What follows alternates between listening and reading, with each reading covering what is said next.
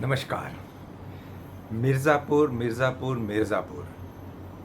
क्या कभी ऐसा सोचा था कि मिर्ज़ापुर जो एक उत्तर प्रदेश का छोटा-सा ज़िला है, पूर्वांचल में, पूर्वी उत्तर प्रदेश में, उसका नाम इतना हो जाएगा जो कि कभी बम्बई और दिल्ली से भी ज़्यादा हो जाएगा। मैं बात कर रहा हूँ मिर्ज़ापुर सीरीज़ की और आजकल तो इसका पूरा हंगामा पूरे देश में चल रहा है, जो वेब सीरीज़ देखने के शौकीन हैं उनके बीच में। और तो आज का मेरा जो ये प्रोग्राम है या एपिसोड है, जो भी कह लीजिए, वो इस बात पर है कि मिर्ज़ापुर के बारे में आपको पूरी याद दिला दी जाए कि मिर्ज़ापुर सीरीज़ क्या थी। ये इसलिए क्योंकि मिर्ज़ापुर का जो सीज़न 1 आया था वो 2018 में आया था, आज से 6 साल पहले। बहुत से कलाकार उसमें नए-नए थे उस समय। पंकज त्रिपाठी भी इस्टैब्लिश तो हो चुके थे, लेकिन फिर भी थोड़ा नया-सा ही दौर था, जो कि मेन किरदार हैं इसके, और हालाँकि मेन किरदार उसमें और भी हैं। और उसके बाद जब वो ख़त्म होता है सीज़न, तो ये लोगों के बीच में बहुत ज़्यादा व्याकुलता, आतुरता बढ़ जाती है कि कब आएगा दूसरा सीज़न कब। और सीज़न 2 आने में भी बहुत टाइम लग गया। सीज़न 2 आया जाकर के 2020 में, कोरोना के काल में आया। और क्योंकि सब लोग घर में बैठे थे उस समय और सबका टाइम इसी में पास हो रहा था कि अलग अलग तरह की वेब सीरीज़ देख के। और वेब सीरीज़ का जो जमावड़ा है या जिसका जो क्रेज़ है, वो 2017-18 में ही शुरू हुआ था। सेक्रेड गेम्स से लोगों को इसका चस्का लगा वेब सीरीज़ देखने का। उसके बाद कुछ सीरीज़ और आई जिसमें डेली क्राइम्स थी। तो ये जो लोग घरों में बैठे थे, और उस समय बहुत धमाकेदार तरह से सीज़न 2 आया अक्टूबर 2020 में। कोरोना उस समय अपने चरम सीमा पर था, चल रहा था, तो लोगों ने इसको खूब एंजॉय किया घरों में बैठ के, कई-कई बार देखा। और जब ये सीज़न ख़त्म हुआ तो फिर लोगों में इतनी बेचैनी बढ़ गई, तमाम प्रोग्राम आने लगे, सब कुछ, भाई कब आएगा सीज़न 3, कब आएगा? लोग निर्माता, निर्देशक से पूछने लगे, उनके कलाकारों से पूछने लगे, भाई अगले में क्या होगा, क्या होगा? इतनी उत्तेजना बढ़ा दी गई थी सीज़न 2 में। करते करते लोग पूछते पाछते धीरे धीरे क्या हुआ कि लोगों का, जब 2 साल तक नहीं आया सीज़न 3, तो लोगों का उत्साह थोड़ा कम हो गया। लोगों को लगा पता नहीं क्या होगा। 2023 भी निकल गया, 2024 भी आधा निकल गया, 23 से सुगबुगाहट शुरू हो गई कि हाँ बन गई है, आने वाली है। चलिए बात को यहीं पर ख़त्म करते हैं। अब जो है वो सीज़न 3 5 जुलाई को रिलीज़ हो रहा है इसका। और इसको लेकर के इतना ज़्यादा वीडियोस और रिव्यूज़ और पिछले और नए और सब कुछ यूट्यूब पर आ रहे हैं लगातार, कि सब लोग बाग देख भी रहे हैं। लेकिन मैंने ये सोचा कि जो लोग भूल गए हैं, अब इतना टाइम कहाँ है कि बहुत लंबे लंबे एपिसोड थे, 50 मिनट से 1 घंटे तक के। 9 एपिसोड तो सीज़न 1 में थे, 10 थे सीज़न 2 में। कहाँ तक सब देखेंगे लोग? तो क्यों ना आपको उनके कलाकारों से, जो कि दरअसल इतना लंबा पीरियड हो गया कि वो कलाकार अब जा कर के अपने पीक पर पहुँचे हैं, जिनको थोड़ी-थोड़ी सी पहचान मिली थी मिर्ज़ापुर में।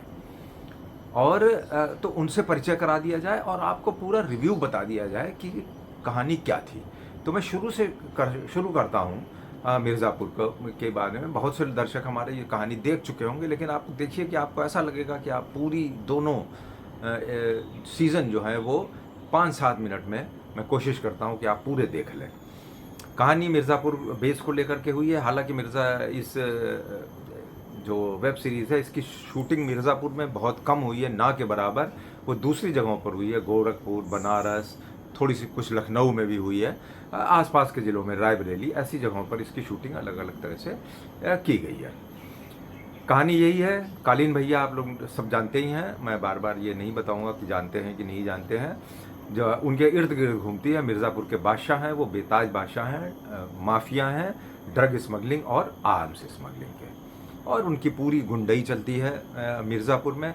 उनके बाप जो हैं वो भूषण खरबंदा हैं, जो कि उनके पहले एक तरीके के डॉन थे मिर्ज़ापुर में, लेकिन बाद में उनकी उम्र बढ़ जाती है, आजकल वो व्हील चेयर पे हैं। लेकिन उनकी जो ख़तरनाक आंखें हैं, वो व्हील चेयर में घूमते घूमते घर में एक छाप छोड़ जाती है हमारे ऊपर। और वो एक कुलभूषण एक बहुत ही इस्टेब्लिश्ड कलाकार हैं, जिन्होंने बहुत बढ़िया काम हमारे बॉलीवुड में किया है।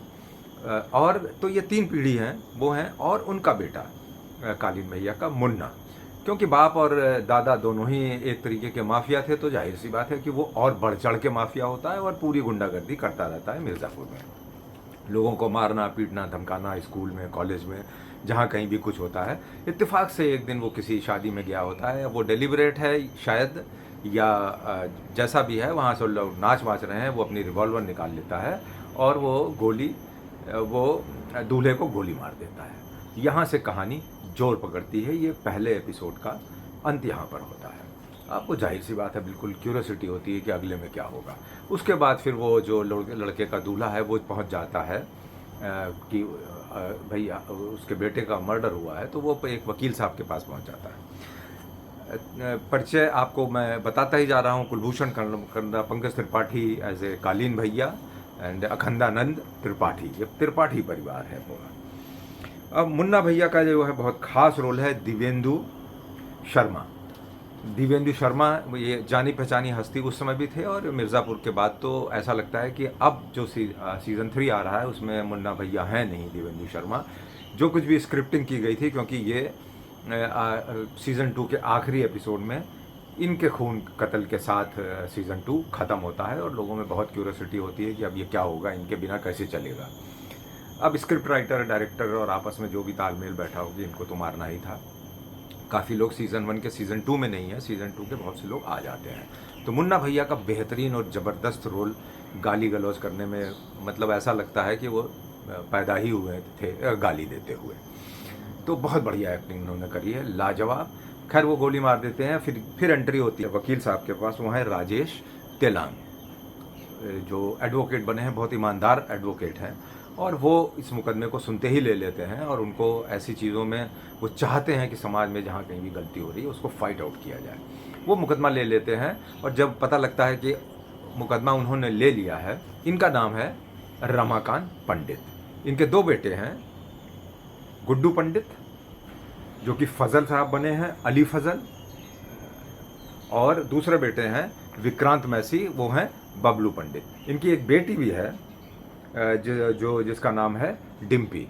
अब ये तीनों काफ़ी कुड़ते जलते रहते हैं, क्योंकि मीडियम परिवार है, खर्चा मुश्किल से चल रहा है, और उनकी बहुत बड़े बड़े सपने होते हैं, खासकर गुड्डू पंडित के और बबलू पंडित के। गुड्डू पंडित के बहुत ज़्यादा। अब वो मुन्ना पहुंच जाते हैं उनके घर, उनको धमकी देने के लिए वकील साहब के यहाँ, और वहाँ पे जब वो उसको मारपीट करने की कोशिश करते हैं और धमकाने की कोशिश करते हैं, तो गुड्डू बीच में आ जाते हैं। अपने बाप की इंसल्ट तो नहीं देख सकता, और मारा पीटी होती है, और उसमें मुन्ना को बहुत चोट लग जाती है। मुन्ना लौट कर आते हैं, कालीन भैया से बताते हैं, पंकज त्रिपाठी से, तो वो कहते हैं कि ऐसे कौन से लोग हैं जो कि ये जानते हुए भी कि मुन्ना मेरा बेटा है, उसके ऊपर उन्होंने हमला कर दिया, उनको बुलाओ।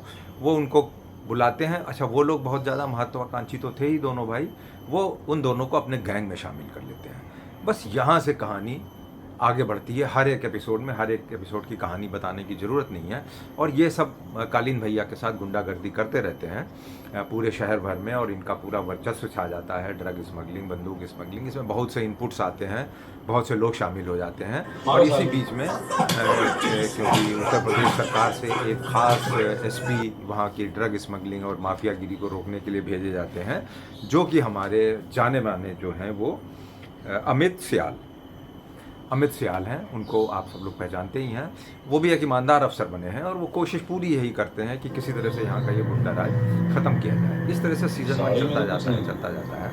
और सीज़न 1 के आखिर में जो मुन्ना है, वो इनकी जो डिम्पी है उसकी दोस्त है श्रिया पिलगांवकर। अब इन्होंने अपनी बहुत पहचान बना ली है। उस समय ये नई आई थी। इनकी 2 बहुत अच्छी सीरीज़ अभी बीच में आई हैं। एक तो आई है गिल्टी माइंड्स, और दूसरी आई है जिनमें इन्होंने बहुत इम्प्रेस किया है, ब्रोकन न्यूज़। ये दोनों सीरीज़ देखने लायक हैं, आप लोग ज़रूर देखिएगा। और इनका नाम है, और ये जो हैं इनका नाम है स्वीटी।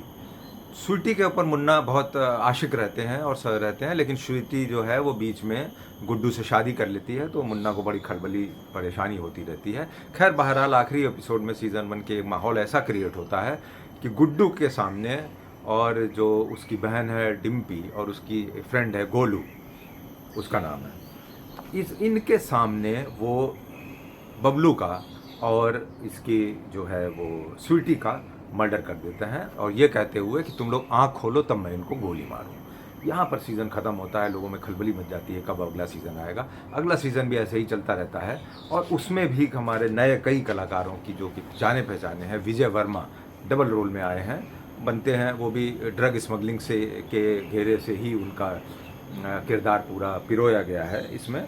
और इसमें जो एक और नई कलाकार आती हैं बीच में, ईशा तलवार, वो मुख्यमंत्री की बेटी बनी हैं और जो पंकज त्रिपाठी हैं वो सब जुगाड़ शुगाड़ करके उसकी शादी मुन्ना भैया से करवा देते हैं, ताकि जब मुन्ना से शादी हो जाएगी तो पूरा उनका वर्चस्व सरकार के ऊपर भी हो जाएगा और हो भी जाता है। इस तरह से पूरा सीज़न 2 चलता है। हर सीज़न, हर एपिसोड के बाद आपको आप बाध्य हो जाते हैं, आप फोर्स्ड हो जाते हैं कि अब बंद ना करें, अगले में भी देख लें कि क्या होता है। इस तरह से सीज़न 2 चलता है और आखिर में जाकर के फिर घमासान लड़ाई गुड्डू भैया के लोगों के बीच में और मुन्ना और कालीन भैया के बीच में होती है। इस तरीके की सिचुएशन क्रिएट होती है और आखिर में जाकर के सीज़न 2 के मुन्ना भैया को गुड्डू उसी तरीके के माहौल में आ करके उनको गोली मारते हैं और कहते हैं बेटा तुम आँख खोलो और तब मैं गोली मारूंगा तुमको। तो वो पहला का जो एंड था सीज़न 1 का और वो सीज़न 2 का बिल्कुल अपोजिट हो जाता है दोनों में। और कालीन भैया को उस समय लोग बचा करके भाग ले जाते हैं और तब लोगों में बड़ी उत्तेजना फैल जाती है कि अब तो कहाँ चले गए कालीन भैया, अब क्या होगा। और गुड्डू का दिखा देते हैं कि Guddu gets to the throne. इसी बीच में आपको थोड़ा सा और बताना ज़रूरी है कि कालीन भैया की वाइफ हैं इसमें रसिका दुग्गल। उनका कैरेक्टर बहुत अजीब सा दिखाया गया है सबके साथ में, अपने पति के साथ में, अपने जो उनके ससुर हैं उनके साथ में, मुन्ना भैया के साथ में।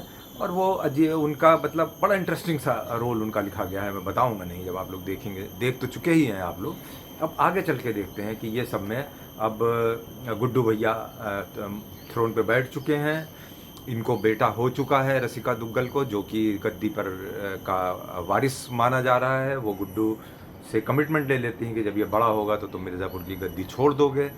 और कालीन भैया का तो पता नहीं है कि वो कब लौटेंगे, मोस्ट प्रोबेबली वो एपिसोड 1 में ही आ जाएंगे वापस, जिस तरीके का ट्रेलर में आभास हो रहा है। बहुत खून खराबा, गाली गलौज, ऐसा लगता है कि सीज़न 1 और 2 से भी ज़्यादा होगा। अब बेसब्री से इसका इंतज़ार है 5 तारीख को, और फिर देखते हैं कि मिर्ज़ापुर 3 में क्या होता है और कौन बनता है मिर्ज़ापुर का राजा।